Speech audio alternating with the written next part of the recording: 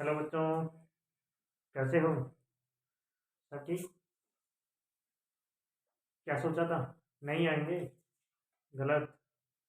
जब तक कंसेप्ट को तोड़ेंगे नहीं तब तक छोड़ेंगे नहीं। ओके। हमारा काम ही क्या है? कंसेप्ट को तोड़ते रहना और आपके लिए उसको इजी बनाते रहना और आपको सिखाते रहना। ओके। तो लास्ट वीडियो लेक्चर्स में अपन ने क्या देखा था? कॉलिजन थ्योरी देखी थी। ओके, केमिकल काइनेटिक्स से। केमिकल काइनेटिक्स से कॉलिजन थ्योरी देखी थी और उसमें हमने एक क्या देखा था? एक फैक्टर देखा था जेड, जो कि हमारा जो रेट थी, रेट कांस्टेंट था, वो किस पर डिपेंड कर रहा था सर? जेड और क्यू पर। वहां पर जेड क्या था सर? जेड था हमारा कोलिजन फ्रीक्वेंसी, टक्कर आवृत्ति। तो आज उसी के बारे में अपन डिस्कस करने वाले हैं कि सर कोलिजन फ्रीक्वेंसी होती क्या है। इसका जो फॉर्मूला लिखा था आपने, मैंने जो फॉर्मूला लिखा था, 2 pi sigma square N square RT upon pi M की पावर 1/2, तो सर वो कहाँ से आया? आज उसके बारे में अपन पढ़ने वाले हैं कि कॉलिजन फ्रीक्वेंसी है क्या, इसे किस प्रकार इसका फॉर्मूला आया, क्या है, किसे कहते हैं, उसके बारे में डिस्कस करने वाले हैं। Okay sir. तो K equal to Z into Q, जो कि अपन ने कोलिजन थ्योरी में देखा था। क्यू यहाँ पर क्या था सर? क्यू यहाँ पर था अपना क्या था? टू था number of active molecules. Okay, जिसका वैल्यू क्या थी? वैल्यू थी e⁻⁻⁴ ओके सर। तो इसे तो अपन रफ करते हैं पहले। तो अपन देखते हैं कोलिजन फ्रीक्वेंसी होती है। तो सर इसकी डेफिनेशन क्या होती है, सबसे पहले वो देखेंगे अपन। सर डेफिनेशन होती है इसकी कॉलिजन फ्रीक्वेंसी की, 1 सेंटीमीटर क्यूब आयतन में, क्या बोल रहा हूँ सर, लाइन को ध्यान से सुनिएगा, कि 1 सेंटीमीटर क्यूब आयतन में प्रति सेकंड होने वाली जो टक्करों की संख्या है, देखो मैं लिख दे रहा हूं यहाँ पर, 1 सेंटीमीटर क्यूब आयतन में मीन 1 सेंटीमीटर क्यूब वॉल्यूम इन 1 centimetre cube volume, 1 centimetre cube आयतन में पर सेकंड में, पर सेकंड में जो टक्करों की संख्या होगी, मीन्स किसी भी कोई पात्र में, मान लीजिए कोई पात्र है अपना, ठीक है, इसमें क्या है? गैस के मॉलिक्यूल भरे हुए हैं। ठीक है, तो ये गैस के मॉलिक्यूल मीन्स अगर कोई, ये मान लीजिए 5 लीटर का क्या है अपना पात्र है, तो इसमें 1 सेंटीमीटर क्यूब आयतन लेंगे। मान लीजिए 1 सेंटीमीटर क्यूब आयतन कितना हो गया? देखो गैस है, ठीक है, 1 सेंटीमीटर क्यूब आयतन मान लीजिए ये हो गया। तो 1 सेंटीमीटर क्यूब आयतन में 1 सेकंड में इनके मध्य जो टक्कर होगी, टक्करों की जो नंबर होगा, नंबर ऑफ कोलिजन होगी, उसे ही अपन बोलेंगे कोलिजन फ्रीक्वेंसी या कोलिजन नंबर बोलेंगे। ठीक है सर, या तो टक्कर संख्या बोल दीजिए या टक्कर आवृत्ति बोल दीजिए, दोनों एक ही बात है। समझे या नहीं समझे सर? बिल्कुल समझ गए ना? Okay sir. तो क्या समझ आया? 1 सेंटीमीटर क्यूब आयतन में जो पर सेकंड में, जो पात्र में 1 सेंटीमीटर क्यूब आयतन में पर सेकंड में जो होने वाली टक्करों की संख्या है, उसे ही क्या बोलते हैं सर? कोलिजन फ्रीक्वेंसी या कोलिजन नंबर बोलेंगे सर। बिल्कुल समझ आ गया सर। इसका, इससे को रिप्रेजेंट किससे करते हैं सर? इसको रिप्रेजेंट करते हैं जेड से। किससे रिप्रेजेंट करते हैं सर? जेड से रिप्रेजेंट करते हैं, जेड से डिनोट करते हैं कोलिजन फ्रीक्वेंसी को। ठीक है, तो इसका फॉर्मूला क्या होता है सर? इसका फॉर्मूला क्या होता है? पहले इसको रफ कर देते हैं एक बार, तो फॉर्मूले की तरफ बढ़ेंगे ना। फॉर्मूला क्या होता है सर इसका? तो सर अभी देखते हैं फॉर्मूला क्या होता है। जेड का जो फॉर्मूला होता है वो होता है √2 पाई सिग्मा स्क्वायर। वहां पर मैंने स्मॉल एन लिया था, तो यहाँ पर भी स्मॉल एन ही ले रहा हूं। ठीक है, और सी बार। ठीक है सर, ये फॉर्मूला होता है जेड का। और यहाँ पर ये फॉर्मूला होता है, देखो पहले तो ये याद रखना, ये किसका फॉर्मूला है सर? कोलिजन फ्रीक्वेंसी का। कि सर आपने कल तो कोई दूसरा बताया था, तो एक बार थोड़ा सबर करो, वो भी बताएंगे आपको वो कैसे आया था, वो कैसे लिख दिया था मैंने। देखो जी सर, ये क्या है? दो गैस के मॉलिक्यूल्स हैं, टक्कर करेंगे तो ये इस प्रकार टक्कर होगी इनमें। ठीक है, ये इनके सेंटर है दोनों के, और इनके दोनों के सेंटर के मध्य दूरी जो है वो क्या कहलाती है? सिग्मा। ये सिग्मा क्या है सर? इन दोनों जो गैस के मॉलिक्यूल हैं उनके सेंटर के मिड की जो डिस्टेंस है वो सिग्मा है। ओके, पाई तो सार्वभौमिक है, सब जानते हैं पाई क्या है, √2 एक कांस्टेंट है। एन क्या है सर?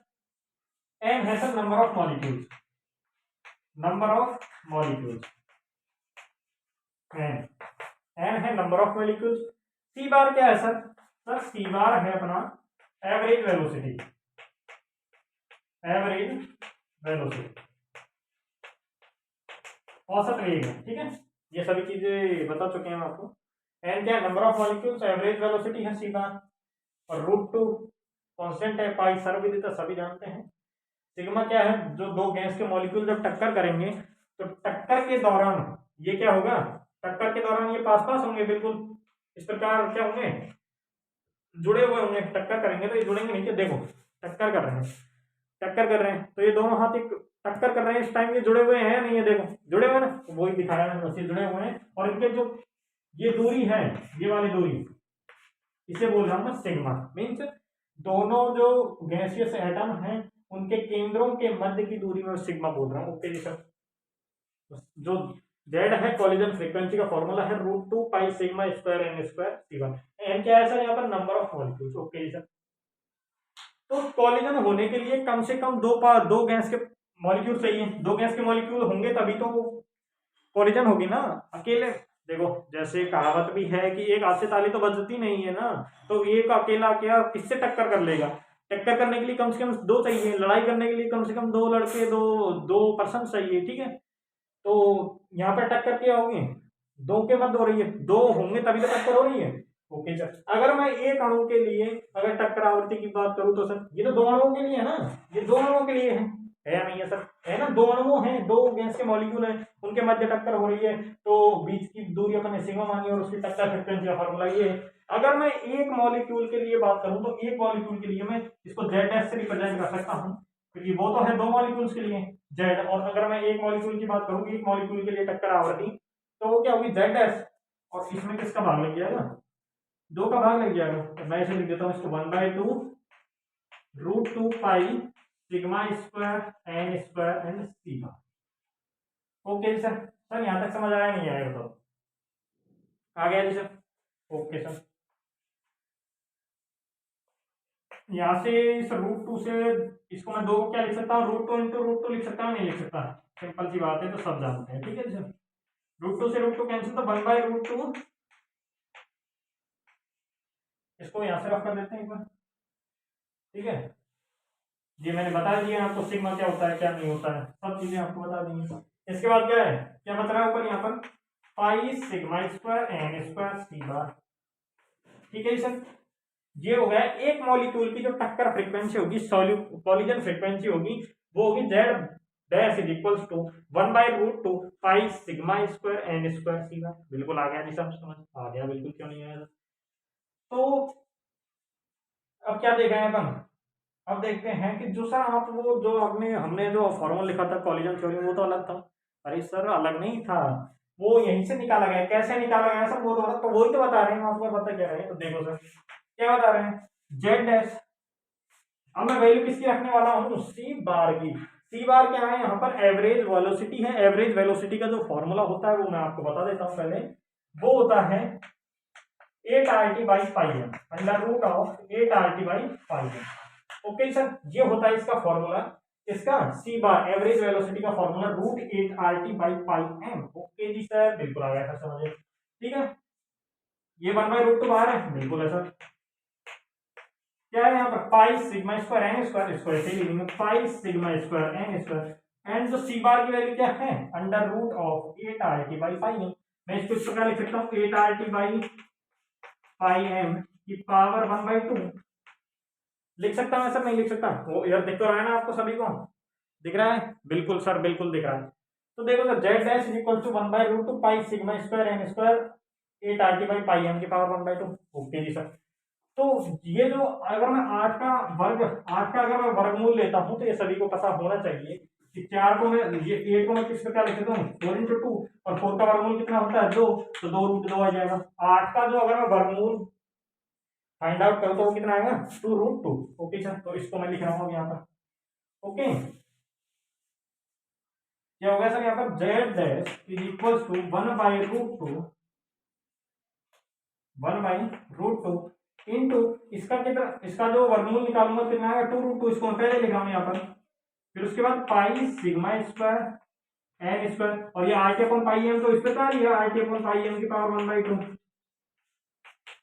ठीक है सर, RT/πm की पावर 1/2। तो यहाँ से देखेंगे तो सर √2 to √2 कैंसिल, तो सर अपन ने वहां पर जो फॉर्मूला लिखा था वो आया कि नहीं आया सर, जल्दी बताओ आया कि नहीं है? आ गया जो जेड है, अपन ने वहां क्या लिखा था, Z equals to 2 pi sigma square N square R T by pi M की पावर 1/2 लिखा था, नहीं लिखा था? ये लिखा था ना फॉर्मूला। तो ये फॉर्मूला एक अणु के कारण जो टक्कर फ्रीक्वेंसी होगी, टक्कर फ्रीक्वेंसी की जो वैल्यू होगी वो है, ओके। और आर टी अपन पाई एम, यहाँ पर अपन ने क्या किया है, जो एवरेज वेलोसिटी में अंडर रूट ऑफ 8 आता है उसकी वैल्यू यहाँ पर रखी अपन ने 2√2, तो वहां से √2 to √2 cancel and 2 pi sigma square N square R T by pi M की पावर 1/2।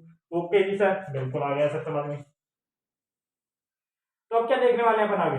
अब अपन देखने वाले हैं जो अपन ने लास्ट वीडियो लेक्चर में कॉलिजन थ्योरी में देखा था कि सर एक मॉलिक्यूल अगर दोनों जो रिएक्टेंट के मॉलिक्यूल है वो सेम हो, अगर किसी कंडीशन में कि एक रिएक्टेंट का मॉलिक्यूल छोटा है, मीन्स एक दोनों रिएक्टेंट के जो मॉलिक्यूल है वो असमान है।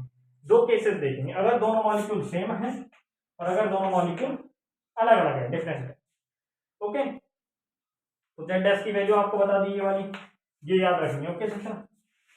देखो दोनों याद रखनी पड़ेंगी आपको। अगर वो पूछे कि दो अणुओं के कारण जो अगर टक्कर फ्रीक्वेंसी की वैल्यू पूछता है तो √2 pi sigma square M square C bar, okay जी sir.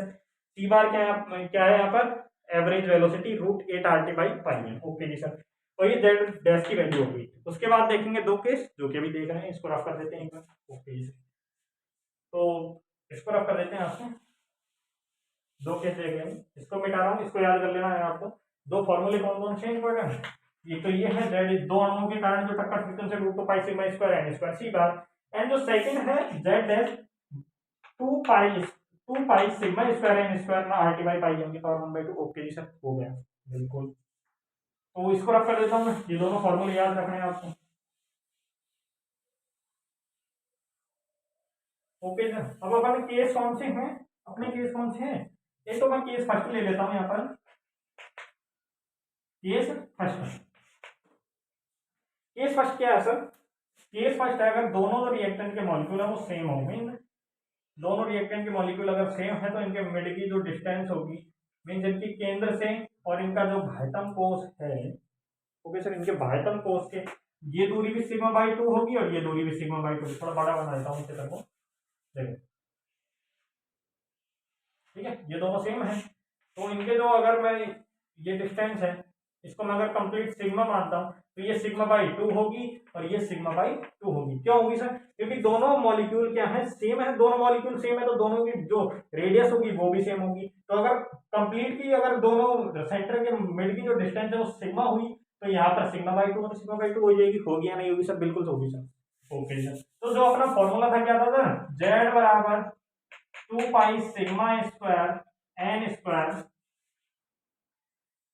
Are T by pi M की पावर 1/2, यही था सर, बिल्कुल था सर, यही था। तो सर जेड है ये, ओके। केस फर्स्ट में क्या है, दोनों मॉलिक्यूल सेम है। तो अगर मैं केस फर्स्ट की बात करूँ, ये तो मैंने जनरल फॉर्मूला हो गया जो कि मैंने लिख दिया यहाँ पर, ओके सर। अगर दोनों मॉलिक्यूल सेम है मीन्स Z11 लिख सकता हूँ, मैंने वहां पर भी यही लिखा था, ओके, कॉलिजन थ्योरी जब आपको पढ़ाई थी। तो Z11 इज इक्वल्स टू 2 पाई, यहाँ पर चेंज क्या होगा ये देखना अपन को, सिग्मा स्क्वायर की जगह मैं सिग्मा 1 स्क्वायर सिग्मा 2 स्क्वायर लिखूंगा या सिग्मा स्क्वायर ही लिखूंगा, ये देखना होगा, अच्छा। और जो n है वो n1 स्क्वायर होगा, n2 स्क्वायर होगा या क्या होगा ना, वो देख लीजिए कैसे होगा। सिग्मा स्क्वायर की जगह सिग्मा स्क्वायर ही बना रहेगा, क्यों बना रहेगा सर, यही तो क्वेश्चन है, क्वेश्चन तो यही है इंपॉर्टेंट कि सिग्मा स्क्वायर क्यों रहा, और n स्क्वायर को आप n1 स्क्वायर n2 स्क्वायर लिख रहे हो और इसको कोई चेंज नहीं कर रहे आर टी अपन पाई, तो ये इंपॉर्टेंट क्वेश्चन है कि सर लिखा क्यों नहीं, इसको चेंज क्यों नहीं किया, सिग्मा स्क्वायर को सिग्मा 1 स्क्वायर सिग्मा 2 स्क्वायर, आपने n स्क्वायर को n1 स्क्वायर n2 स्क्वायर तो कर दिया। तो यहाँ इसका रीजन क्या है, ये देखो गैस के दोनों मॉलिक्यूल क्या है, सेम सेम है जी सर, बिल्कुल जी सर। तो इनके जो नंबर ऑफ मॉलिक्यूल्स है वो तो अलग अलग होंगे ना, नंबर ऑफ मॉलिक्यूल्स n1 और n किसको रिप्रेजेंट कर रहा है, नंबर ऑफ मॉलिक्यूल्स को, तो ये तो इसके जो मॉलिक्यूल और इसके मॉलिक्यूल वो तो अलग अलग होंगे, बट जो सिग्मा क्या है सर, दोनों के मध्य की दूरी, तो दोनों के मध्य की दूरी तो सेम ही रहेगी ना, दोनों के मध्य की दूरी सेम कैसे रहेगी, ये सिग्मा बाई 2 ये सिग्मा बाई 2, ये अगर मैं इसको सिग्मा 1 मानता हूँ, चलो आप कह रहे हो तो मैं इसको सिग्मा 1 बोल रहा हूँ, ठीक है, इसको सिग्मा 1 और इसको सिग्मा 2, तो सिग्मा 1 प्लस सिग्मा 2 करोगे आप, देखो चलो चलो मैंने आपकी बात मान ली, इसको मैं सिग्मा 1 को चेंज कर रहा हूँ, सिग्मा 1 प्लस सिग्मा 2 बाई 2, यही तो कर सकता हूँ मैं, होगा तो यही ना। तो सिग्मा 1 की वैल्यू सिग्मा बाई 2 तो सिग्मा 2 की वैल्यू भी सिग्मा बाई 2, तो यहाँ पर क्या जाएगा सिग्मा बाई 4। ओके सर, तो यहाँ पर तो क्या रहेगा सिग्मा ही रहेगा। ओके सर, यहाँ पर क्या रहेगा सिग्मा ही रहेगा। ठीक है, ये हो गई एक तो Z1 की वैल्यू। Z11 की वैल्यू, अगर मैं Z12 की बात करूं मीन्स दोनों मॉलिक्यूल्स अगर डिफरेंट डिफरेंट हो, मीन्स इस प्रकार एक का साइज इतना है, एक का साइज इतना, इनके जो सेंटर से सेंटर के बीच की दूरी जो होगी वो कंप्लीट अगर सिग्मा है, तो ये ऐसा नहीं होगा इस बार सिग्मा बाई 2, ये क्योंकि ये देखो ना ये छोटी दूरी है ये बड़ी दूरी है, तो इनकी वैल्यू क्या होगी अलग अलग आएगी, सेम नहीं आएगी, मीन सिग्मा बाई 2 नहीं हो सकती। तो यहाँ पर मैं क्या मान रहा हूँ सर सिग्मा 1 एंड सिग्मा 2। ठीक है सर, तो Z12 की जगह मैं क्या करूंगा, ये अपना जो मेन फॉर्मूला इसमें कुछ बदल करेंगे 2 पाई सिग्मा, यहाँ पर क्या है सिग्मा दोनों अलग अलग है, सिग्मा यहाँ पर सेम सेम थे तो इसलिए मैंने सिग्मा स्क्वायर लिख दिया था। अगर यहाँ पर दोनों देख के अलग अलग है तो यहाँ पर मैं क्या लिखूंगा sir sigma 1 plus sigma 2 by 2 का होल स्क्वायर। ओके जी sir, into n square, n1 square and n2 square. ठीक है sir, RT upon pi M की पावर 1/2। ओके सर, यहाँ पर जो है गैस के मॉलिक्यूल्स भी सेम होंगे। ओके सर, यहाँ पर मेरे हिसाब से ज्यादा मुझे याद आ रहा है गैस के मॉलिक्यूल भी सेम होंगे, तो यहाँ पर n स्क्वायर ही आएगा। ओके सर, Z11 में 2 pi sigma square n square RT by pi M की, और इसका जो जनरल फॉर्मूला होता है वही आता है जब दोनों मॉलिक्यूल क्या हो सेम हो। अगर दोनों मॉलिक्यूल अलग अलग होंगे तो ये फॉर्मूला लगेगा, मीन तभी n में भी क्या होगा बदलाव आएगा और जो सिग्मा है उसमें भी बदलाव आएगा। ओके सर, ये वही अपनी कॉलिजन फ्रीक्वेंसी के बारे में बात।